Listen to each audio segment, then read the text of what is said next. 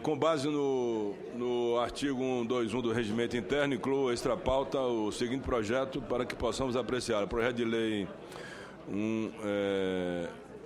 da Câmara, número 186 de 2015, o PL 2960 de 2015, e dispõe sobre o regime especial de organização cambial e tributária de recursos, bens e direitos de origem ilícita, não declarados e declarados incorretamente, remetidos, mantidos no exterior, repatriados e domiciliados no país. Determinei agora o senador Walter Pinheiro como relator aqui na Agenda Brasil, e como o senador Walter Pinheiro também faz parte da CAIA, Comissão de Assuntos Econômicos e CCJ, ele tem todas as condições regimentais de relatar o projeto e pode até proferir o seu relatório.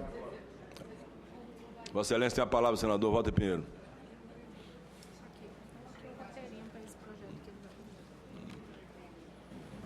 Senhor presidente, senhoras e senhores senadores, primeiro eu quero chamar a atenção, senhor presidente, que essa matéria foi uma matéria que, de forma, eu diria até exaustiva, ela foi debatida a partir, inclusive, da comissão que Vossa Excelência compôs como membro na chamada CPI do HSBC.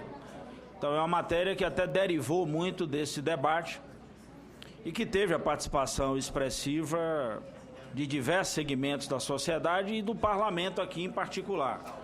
Depois, o objeto, fruto dessa discussão envolvendo essa questão do chamado origem do projeto ou até a iniciativa do projeto, nós tivemos a situação do projeto ter que ser redistribuído para... O projeto foi redistribuído para essa... No caso específico, para essa questão aí da Câmara dos Deputados, pela iniciativa, e o projeto teve que tramitar com outra orientação. Portanto, agora não mais o projeto original de autoria do senador Randolfo Rodrigues, e o projeto tramitou como iniciativa do governo federal, portanto, vindo do Executivo. A matéria foi relatada aqui na Casa ainda pelo senador Delcídio Amaral, que era, inclusive, o relator dessa matéria até essa semana próxima passada. Portanto, o que nós assumimos a relatoria foi a partir exatamente dessa modificação no dia de ontem. Mas quero dizer a meus nobres pares que o fato de eu ter assumido a relatoria ontem não é um fato que nos coloca, por exemplo, distante da questão da matéria. Até porque, senhor presidente, eu participei ativamente desse debate, fruto, e aí não só aqui a presença do senador Anastasia, mas somente do senador Fernando Bezerra, relator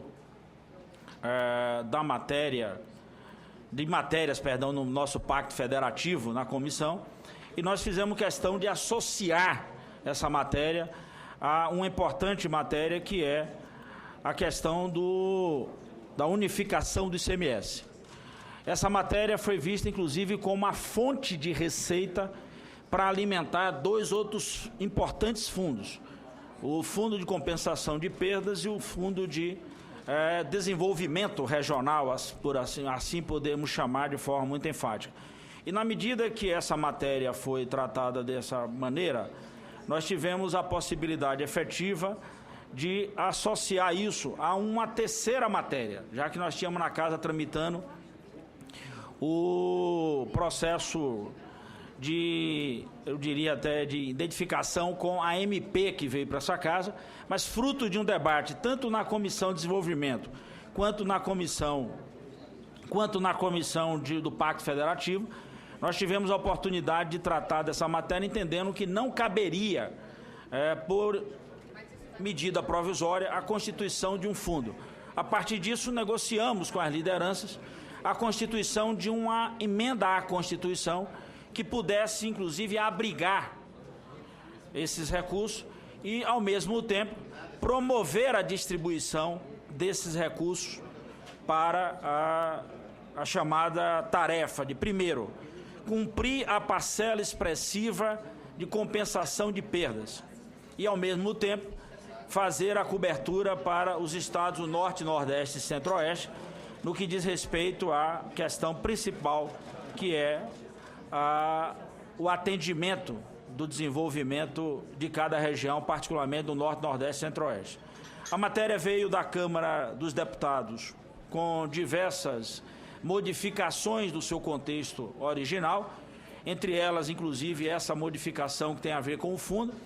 A matéria trata da própria questão no que diz respeito ao aspecto direto e imediato da nossa situação, inclusive, no que diz respeito ao tema da transferência desses recursos, não mais para esses dois fundos que eu citei, mas efetivamente para compor os outros dois fundos, o Fundo de Participação de Estados e Municípios, portanto, criando a figura da distribuição direta para que isso pudesse ser repassado para municípios e estados. Nós recebemos diversas emendas a essa matéria, foram apresentadas emendas de por diversas senhoras e senhores senadores, e ainda no dia de ontem, à noite, e até a madrugada dessa manhã, senador Otto, nós tivemos a oportunidade de fazer uma discussão. Primeiro, eu queria chamar a atenção dos nossos pares, que nós tivemos a apresentação dessas emendas, e há um esforço para que essa matéria não retorne à Câmara dos Deputados.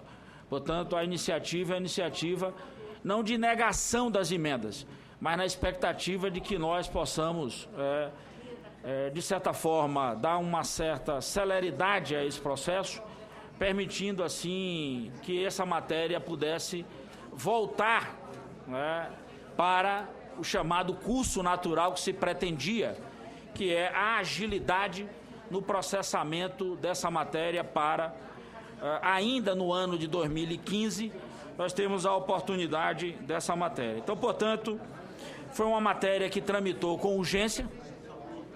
Vossa Excelência, inclusive, tem um material que nós entregamos na comissão. O problema é que a comissão não... Eu pediria silêncio aí ao plenário, por favor, para que nós pudéssemos ouvir aqui o relatório do senador Walter Pinheiro. E se a comissão pudesse até distribuir cópia, porque na realidade houve um problema técnico e devolveu-se a cópia, que assim, houve um erro técnico só no final aqui, que na realidade, senadora Gleisi, o relatório ele terminou sendo distribuído para as 3 comissões, quando deveria ser, inclusive, exclusivamente, somente para essa comissão. Então, assim, vou falar da matéria, senhor presidente, de forma bem rápida, porque, volto a dizer, é uma matéria constituída. O primeiro artigo institui o regime especial e, portanto, da declaração voluntária, aplicando, inclusive, aos residentes ou domiciliados, portanto, com um prazo até 31 de dezembro de 2014. No artigo 2º, senhor presidente, estabelece, inclusive, os recursos ou patrimônios não declarados ou declarados com omissão ou incorreção em relação a dados essenciais, ou seja, os valores. Portanto, dessa maneira, ainda no artigo 3º, meu caro presidente, o referido projeto estipula os recursos, bens, direitos desses residentes. É bom chamar a atenção de toda a preocupação que teve o senador Randolfo, quando da autoria, inclusive, de buscar conversas com diversos segmentos que acompanham essa matéria para evitar que houvesse qualquer tipo de utilização ou de facilitação, meu caro Benedito de Lira, para que a gente isentasse de punição aqueles que, porventura, tenham transferido os recursos para o exterior a partir de operações que nós poderíamos chamar de operações não lícitas.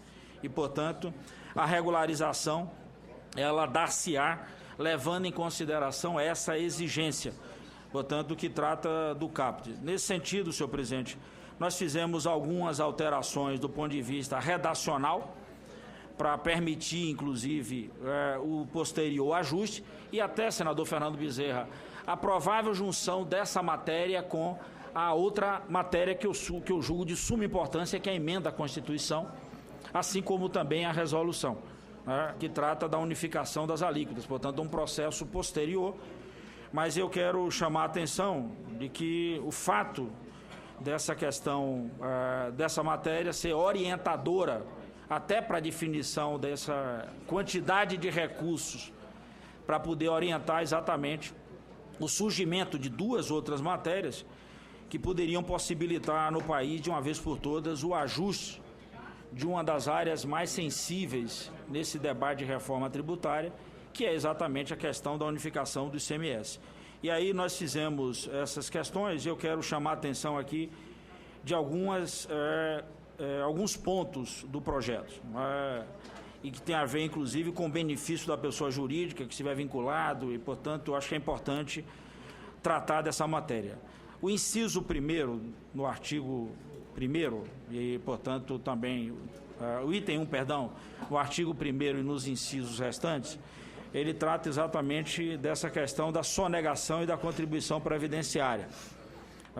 O outro ponto que eu quero chamar a atenção é quando exaurida a potencialidade lesiva com prática de crimes previstos. O terceiro aspecto que eu quero chamar a atenção é a atribuição de falsa identidade para a realização de operação de câmbio e também no que diz respeito ao chamado Código Penal, ou seja, o descaminho, quando o objeto do crime for bem, direito ou valor proveniente, direto ou indiretamente, dos crimes, portanto, que eu citei nos itens 1, 2 e 3. E ainda por cima, quero chamar a atenção para que, quando um declarante de bens imóveis fica autorizado o parcelamento do valor do imposto e da multa referente a esses bens, em até 12 vezes corrigido pela taxa referencial do Sistema Especial de Liquidação e Custódia. Então, portanto, senhor presidente, eu quero fazer isso e deixar com os nobres pares e aí passar direto ao meu voto dessa matéria do ponto de vista da análise em relação a esse projeto, né? Volto a dizer, a proposição integra um rol de medidas adotadas com vista a superar a crise fiscal, é evidente, né? Portanto, esse é um elemento que consiste, inclusive, com toda uma prática que há no mundo hoje, e é bom lembrar, inclusive com a própria questão do fim do sigilo. Do ponto de vista da anistia penal e da anistia ou suspensão de punibilidade de condutas ilícitas associadas à sonegação de tributos, como aponta essa própria questão aqui já enunciada, a proposta normativa acompanha o entendimento jurisprudencial que norteou a súmula 17 do Superior Tribunal de Justiça, pois não haverá justiça em se punir o crime meio se o Estado manifestou desinteresse em processar o crime fim. Assim, assevera que não somente o crime de evasão de divisas deverá ter extinta sua punibilidade, mas também os crimes de, provavelmente, serão conexo à sua sonegação tributária de recursos remetidos ao exterior sem declaração, como os autos de lavagem de dinheiro previstos na Lei 9.613 de 98. Ainda, como igualmente destaca essa exposição de motivos, o regime de regularização proposto tem caráter temporário, justamente para demonstrar seu viés de excepcionalidade, sendo ainda condicionado, portanto, amarrado a diversas, não só condições impostas à lei, como também a relação com toda a nossa legislação que trata de lavagem de dinheiro, como já a lei citada aqui, a 9.613. Apenas aqueles contribuintes, pessoas físicas e jurídicas, que cumpram fielmente os requisitos materiais e formais fixados na norma serão por ela beneficiados. Dessa forma, busca-se evitar o risco moral advindo da adoção de medidas que, em certa medida, revelam-se lenientes com condutas de alto teor ofensivo ao interesse público e à ordem tributária, e que somente se justificam, na atual conjuntura, pela relevância das medidas de ajustes adotadas, com dotar o Estado brasileiro de condições de superar desequilíbrios fiscais. Portanto, senhor presidente, tem diversas considerações, aí trata-se da própria questão da estimativa, né? Ademais, eu quero destacar nessa exposição de motivo que os recursos arrecadados não se limitarão ao atendimento das despesas federais, pois estados e municípios serão igualmente beneficiados mediante a distribuição constitucional do imposto sobre a renda, circunstância que revela mais ainda os incontáveis méritos dessa iniciativa legislativa.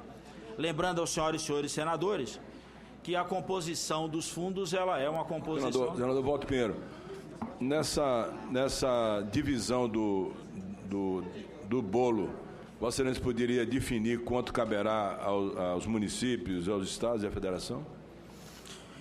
Senhor presidente, há uma regra que é estabelecida, que é a regra, inclusive, da composição dos fundos. Então, portanto, eu vou detalhar aqui na matéria e, portanto, nós estamos mantendo, literalmente, a origem da matéria, ou seja, mantendo a essência do que veio da Câmara dos Deputados e, portanto, acho que é fundamental também que tenhamos a percepção de que agora preciso valores, eu diria até que é uma certa dose de exagero, uma vez que há uma expectativa de arrecadação. Mas, do ponto de vista da fixação, eu quero chamar a atenção, isso que eu me referi agora há pouco aqui, senador Otto.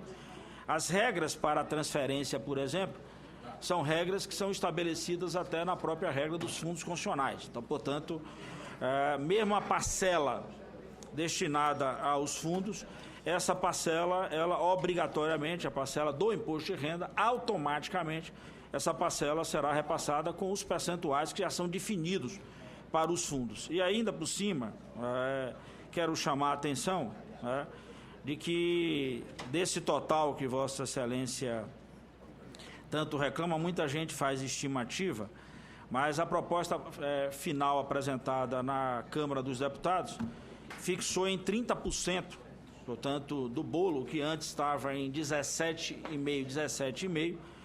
A proposta apresentada pelo relator na Câmara dos Deputados reduziu esse universo, senador Otto, para 30%, portanto, o que ingressaria nos cofres públicos como resultado da arrecadação entre multa e parcela oriunda do imposto de renda.